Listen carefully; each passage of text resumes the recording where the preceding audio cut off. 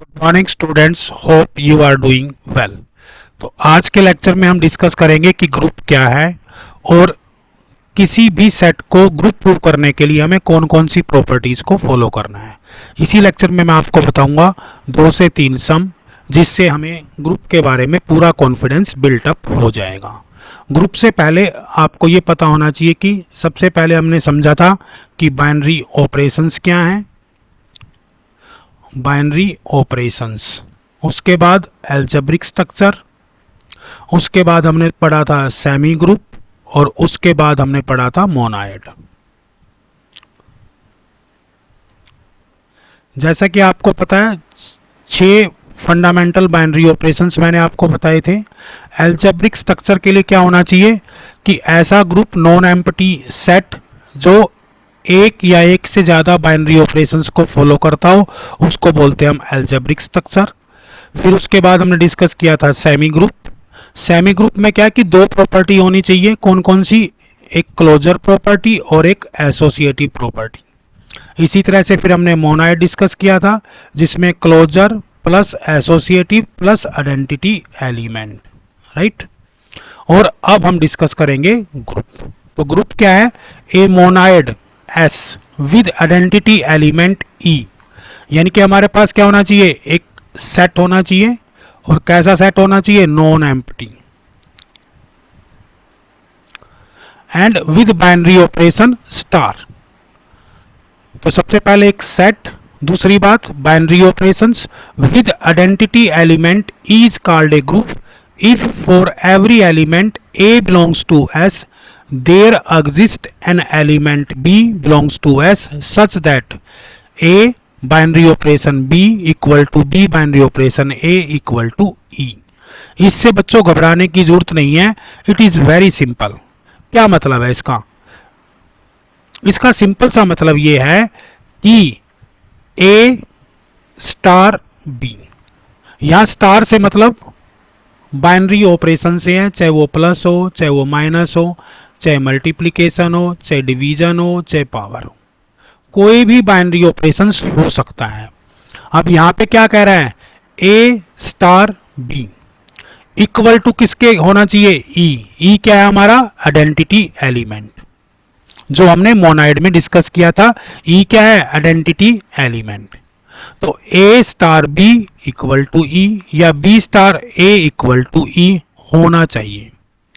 और इस बी को हम क्या कहेंगे? बी को कहेंगे inverse of A and denoted by A inverse. कहने का मतलब क्या हुआ? एक एलिमेंट ए है कोई भी सेट का, उसमें एक बी एलिमेंट ऐसा होना चाहिए जब वो ऑपरेशन हम लगाएं, क्या लगाएं? वो ऑपरेशंस लगाएं तो किसके बराबर आ जाए? आइडेंटिटी एलिमेंट के। और ये आइडेंटिटी एलिमेंट भी सेट का ही पार्ट होता है। किसका पार्ट होता है? सेट का पार्ट। तो हम इसको ऐसे लिख सकते हैं A inverse equal to B और B inverse equal to A. कहने का मतलब है जब हम किसी सेट को ग्रुप प्रूव करेंगे तो हमें क्या ध्यान रखना है? सबसे पहले सेट होना चाहिए, फिर क्या होना चाहिए? बाइनरी ऑपरेशंस होना चाहिए, और उसके बाद 4 प्रॉपर्टी होनी चाहिए, एक क्लोजर, एसोसिएटिविटी, आइडेंटिटी एलिमेंट और इनवर्स। ये 4 प्रॉपर्टी अगर नॉन एम्प्टी सेट किसी बाइनरी ऑपरेशन पर फॉलो करता है तो हम उसको क्या कहेंगे? Group, right. इसको और देख लेते हैं। ये देखो, a group is a set G together with an operation star such that it follows first property closure, second property associativity, third property identity element और fourth property inverse element। इस तरह से भी आप इसको डिफाइन कर सकते हैं। ये डेफिनेशन मैंने इसीलिए दी है कि पेपर में आप प्रॉपरली लिख पाएं, क्योंकि पेपर में नोट्स की बड़ी इंपॉर्टेंस रहती है। तो ये नोट्स हैं बिल्कुल आपके लिए। सबसे पहले क्लोजर प्रॉपर्टी प्रूव करेंगे, फिर एसोसिएटिविटी देखेंगे और आइडेंटिटी एलिमेंट और इनवर्स एलिमेंट। जो बच्चे बिल्कुल फर्स्ट टाइम देख रहे हैं तो ये चारों प्रॉपर्टी अगर किसी गिवन नॉन एम्प्टी सेट पर, गिवन बाइनरी ऑपरेशंस पर एप्लीकेबल होती है तो उस सेट को हम क्या कहेंगे? With respect to that binary operation group कहेंगे। क्या कहेंगे? ग्रुप। अब हम कुछ एग्जांपल्स देखते हैं। Show that z set of all integer is a group with respect to addition. इसको आप सिंपली यूं भी लिख सकते हो, z और प्लस, और क्या प्रूव करना है कि ये ग्रुप है, ये हमें प्रूव करना है। इसी तरह से हम लिख सकते हैं z set of all integers is not a group with respect to addition, यानी कि z star not a group. और इसी तरह से हो सकता है show that r set of all real number is not a group with respect to multiplications. r और ये multiplication is not a group. ठीक है, जब मैं सिंपली आपको ये बता रहा हूं, आप ये लिखो या ये लिखो, एक ही बात है। यानी कि इस स्टेटमेंट को हम ऐसे लिख सकते हैं, show that z set of all integer is a group with respect to addition, और सिंपली आप ऐसे लिख देते हो, इसका मतलब भी यही है, बिल्कुल सेम टू सेम। तो अब यही क्वेश्चंस हम देखेंगे वन बाय वन। सबसे पहले क्या दिया हुआ है, show that set of all integer is a group with respect to addition. अब इसमें क्या क्या प्रॉपर्टी प्रूव करनी है हमें, पहले क्लोजर प्रूव करेंगे, फिर एसोसिएटिविटी देखेंगे, फिर आइडेंटिटी एलिमेंट देखेंगे, और फिर लास्ट में क्या देखेंगे, इनवर्स। अगर ये चारों प्रॉपर्टी हमें इसमें मिलती है तो हम सिंपली कहेंगे z set of all integers is क्या है, ग्रुप है। राइट तो सबसे पहले हमें क्या पता होना चाहिए, z is a set of integers. कैसे लिखेंगे इसको आप लिखोगे इन्फिनिटी, फिर -3, -2, -1, फिर 0, फिर 1, फिर 2, फिर 3 और फिर दिस वन।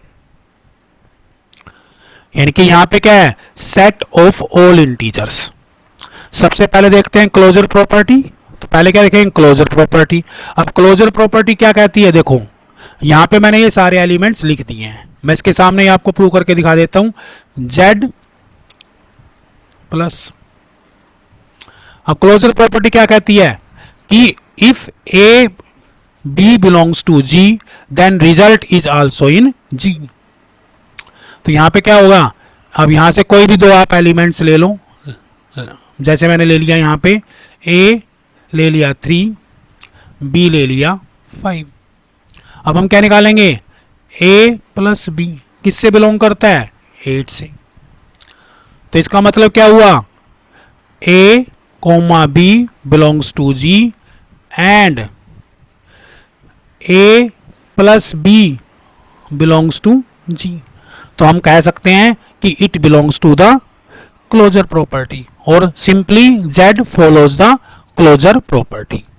सेकंड पार्ट देखते हैं, ये क्लोजर हो गया हमारा। सेकंड पार्ट देखेंगे एसोसिएटिविटी। एसोसिएटिविटी क्या बोलती है, एसोसिएटिव बोलती है कि 3 एलिमेंट्स होने चाहिए ए बी सी, और ए बी सी किससे बिलोंग करने होने चाहिए, बिलोंग्स टू जी। और रिजल्ट पे क्या आना चाहिए, आप अगर वो ऑपरेशंस लगाओ a plus c equal to a plus b equal to c, पहले इन दो पे वो ऑपरेशंस लगाओ, फिर लास्ट वाले दो ऑपरेशंस लगाओ। अब इसमें से आप कोई भी 3 एलिमेंट्स ले सकते हो, यानी कि a ले लिया मान लो मैंने 1, b ले लिया मैंने 3, c ले लिया -1। कोई भी 3, जरूरी नहीं है कि आप लगातार 3 लो, कहीं से भी 3 एलिमेंट को फैच कर लो।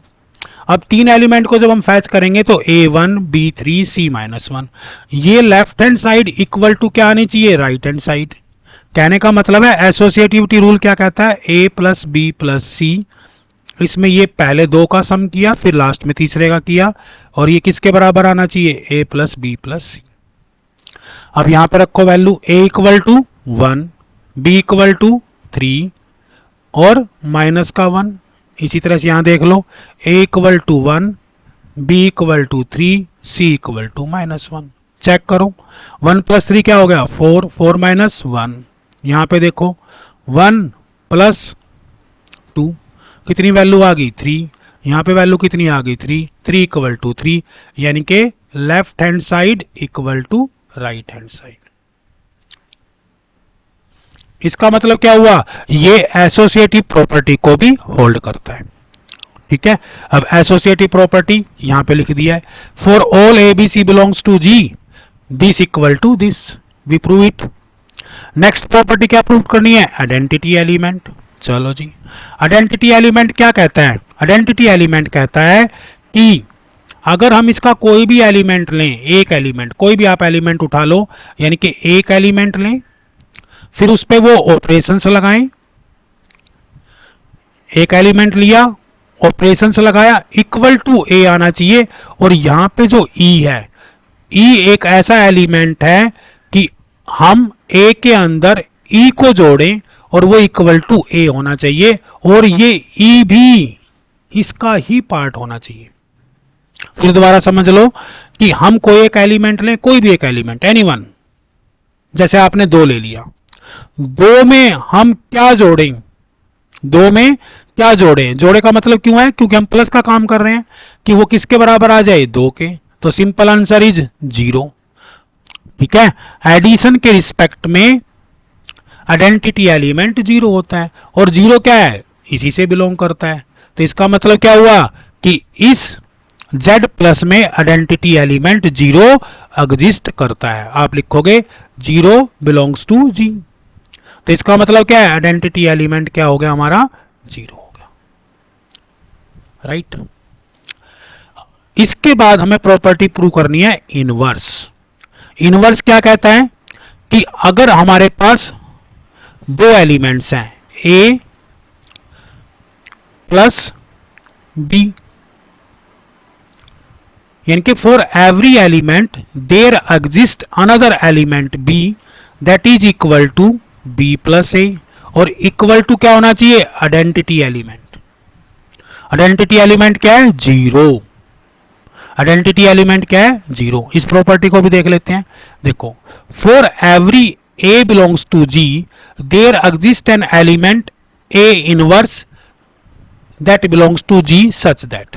इसको आप यूं लिख सकते हो कि हमारे पास एक A एलिमेंट दिया हुआ है, उसके कोरस्पॉन्डिंग एक B एलिमेंट एग्जिस्ट करना चाहिए, और वो क्या होना चाहिए, A प्लस का operation B that is equal to 0, और B plus A equal to 0। कहने का मतलब क्या हुआ, ये B क्या निकालेंगे हम, B किसके बराबर होगा, A इनवर्स के बराबर, B equal to A inverse, और A equal to B inverse. आप इस डेफिनेशन से यहां भी देख सकते हो क्या लिखा है मैंने, देखो, B is called the inverse of A, ये property. A binary operation B equal to B binary operation A equal to E। हमारा केस क्या है, प्लस का है, तो हम क्या लिखेंगे, A plus B equal to B plus A equal to E। तो यहां से आपको ये बात क्लियर हो जानी चाहिए कि जो एक B एलिमेंट होगा, अगर उसको A में ऐड करते हैं तो वो किसके बराबर आना चाहिए, आइडेंटिटी एलिमेंट के। अगर ये आइडेंटिटी एलिमेंट के बराबर आता है तो इसका मतलब क्या है कि उसका इनवर्स एग्जिस्ट करता है। यहां देखो, A plus B equal to B plus A equal to 0। अब इसको क्या समझेंगे, A आपने कोई एलिमेंट ले लिया, मान लो 5 ले लिया, अब इसमें हम क्या जोड़ें कि ये 0 के बराबर आ जाए, सिंपल, -5, और किसके बराबर आ जाएगा, 0 का। तो -5 क्या है, क्या सेट से बिलोंग करता है, यस, सेट से बिलोंग करता है। तो इसका मतलब क्या हुआ, -5 इसमें एग्जिस्ट करता है, तो इसका इनवर्स हमें मिल गया। तो इसमें चारों प्रॉपर्टी फॉलो हो गई है, क्लोजर फॉलो हो गई है, एसोसिएटिविटी फॉलो हो गई है, आइडेंटिटी फॉलो हो गई है, और इनवर्स भी फॉलो हो गई है। तो हम कहेंगे Z set of all integer is a group with respect to addition. Right, इसके बाद देखते हैं दूसरा क्या कह रहा है, show that Z set of all integer is not a group with respect to multiplication. अभी हमने कौन सा ऑपरेशन किया था, Z प्लस। अब आपको किसके साथ चेक करना है, Z मल्टीप्लीकेशन। इसके साथ आपको चारों प्रॉपर्टी चेक करनी है, क्लोजर प्रॉपर्टी, एसोसिएटिव प्रॉपर्टी, फिर आइडेंटिटी एलिमेंट, और फिर इनवर्स। तो आपको ये चारों प्रॉपर्टी क्या करनी है, इसके साथ चेक करनी है। तो आप मुझे कमेंट में बताएं कि कौन सी प्रॉपर्टी को ये सेट फॉलो नहीं करता है। ये मैं आपके लिए असाइनमेंट दे रहा हूं कि आप इसको करके बताएं कि Z with respect to multiplication कौन सी प्रॉपर्टी को फॉलो नहीं करता है।